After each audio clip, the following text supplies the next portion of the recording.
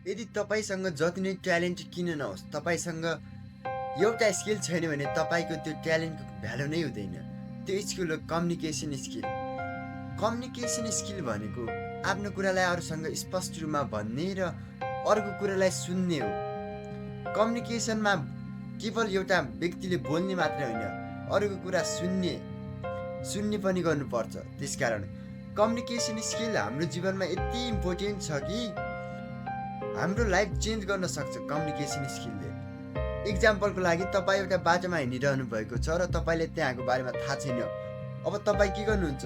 त्यहाँको बारेमा त्यताको लोकलसँग सोध्नुपर्छ। त्यसको लागि हामीलाई कम्युनिकेसन स्किल चाहिन्छ।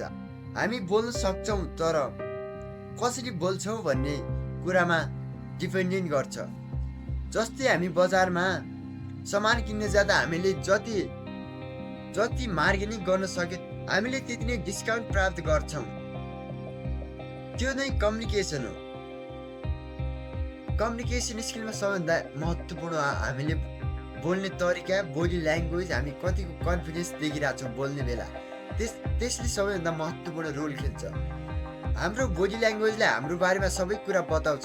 हाम्रो आँखा, हात र हाम्रो बोल्ने एक्सप्रेसनले हामीलाई अरू व्यक्तिले हाम्रो हावभाव कस्तो छ भनेर बताउन सक्छ। त्यसकारण कम्युनिकेसन गर्दाखेरि हामीले जति सके कन्फिडेन्स देखिनुपर्छ र कम्युनिकेसनले नै गर्दा हामीलाई सजिलो हुन्छ। एउटा स्किल यस्तो छ कि हामीले त्यसलाई मास्टर गर्न सक्यौँ भने हामीले जुनसुकै व्यक्तिसँग पनि कन्भर्सेसन गर्न सक्छौँ र आफ्नो कुरा स्पष्ट रूपमा बताउन सक्छौँ।